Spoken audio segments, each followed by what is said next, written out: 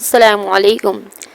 ایک مرتبہ نبی پاک صلی اللہ علیہ وسلم کی محفل میں یہ بات چلی کہ دنیا کی عورتوں میں سب سے زیادہ بہتر عورت کون سی ہے، دنیا میں کی عورتوں میں سے بہترین عورت کون سی ہے۔ کسی نے کوئی صفت بتائی، کسی نے کوئی صفت بتائی، بات چیت چلتی رہی۔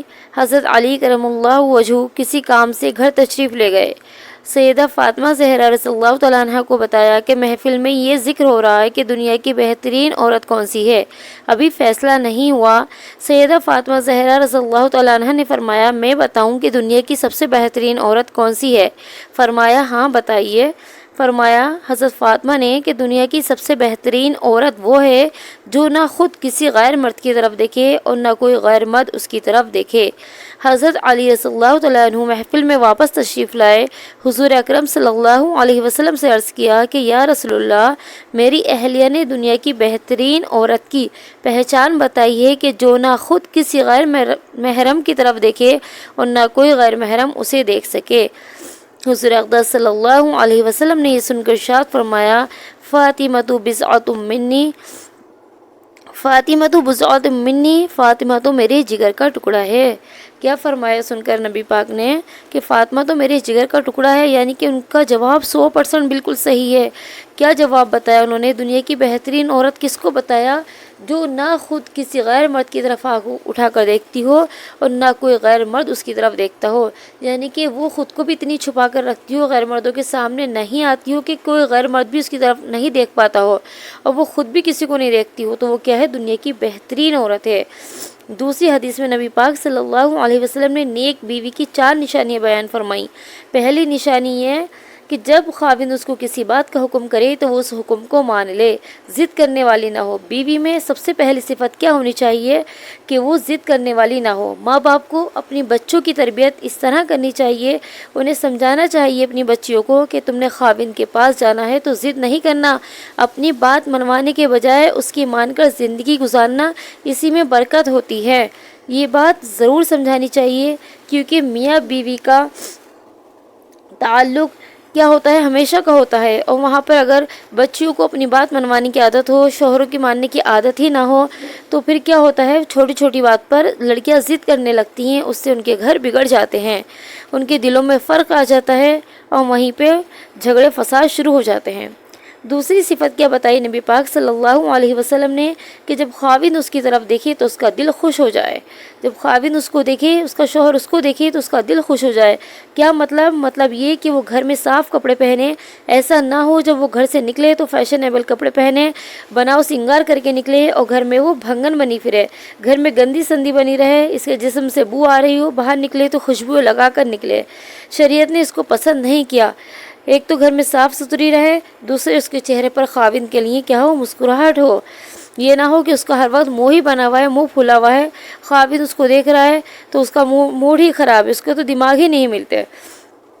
تو پہلی صفت نیک بیوی میں کہ جب خاوند اس کو کسی بات کا حکم کرے تو اس کو مان لے۔ دوسری صفت یہ ہو کہ جب اس کی طرف دیکھے خاوند تو اس کا دل خوش ہو جائے۔ تیسری صفت یہ ہے کہ اگر خاوند کسی بات پر قسم کھا لے کہ تم ایسا کرو گی تو اس قسم کو پورا کر دے۔ اگر وہ قسم نیک ہے، وہ کام صحیح ہے، تو وہ کیا کرے؟ اس کام کو پورا کر دے، اگرچہ اس کی اس میں تھوڑی سی عزت گھٹ رہی ہو، تھوڑا سا اس میں اس کو نقصان ہو، کچھ بھی ہو، تھوڑا سا اس کو جھکنا پڑے اس کام کے لیے، تو وہ کیا کرے؟ اگر خاوند نے کسی ایسے کام کی قسم کھا لی کہ اس کو پورا کرنا چاہیے تو پھر وہ اس کو پورا کر دے۔ چوتھی نشانی یہ کہ اگر خاوند گھر پر نہیں ہے تو اس کی غیر موجودگی میں اس کے مال اور اپنی عزت کی حفاظت کرے۔ خاوند گھر پر نہیں ہے تو کیا کرے؟ اپنی عزت کی اور اس کے مال کی حفاظت کرے۔ اہل اللہ نے لکھا ہے کہ بیوی میں 4 صفات ضرور ہونی چاہیے۔ پہلی صفت اس کے چہرے پر حیا ہو۔ یہ بنیادی حیثیت رکھتی ہے کہ عورت کے چہرے پر حیا ہو تو اس کا دل بھی حیا سے بھرا ہوا ہوگا، کیونکہ کہاوت مشہور ہے کہ انسان کا دل آئینہ ہوتا ہے۔ ابو بکر صدیق رضی اللہ تعالیٰ عنہ فرماتے ہیں کہ مردوں میں بھی حیا بہتر ہے، مگر عورتوں میں حیا بہت ضروری ہے۔ دوسری صفت فرمائی کس کی؟ نیک بیوی کی دوسری صفت اہل اللہ نے، اللہ والوں نے کیا بتائی؟ کہ جس کی زبان میں شیری ہو، جو بولے تو کانوں میں رس گھولے۔ یہ نہ ہو کہ ہر وقت خاوند کو جلی کٹی سناتی رہے یا بچوں کو بات بات پر جھڑکتی رہے۔ तीसरी सिफत ये है कि उसके दिल में नेकी हो। चौथी सिफत ये है कि उसके हाथ काम काज में मसरूफ़ रहें।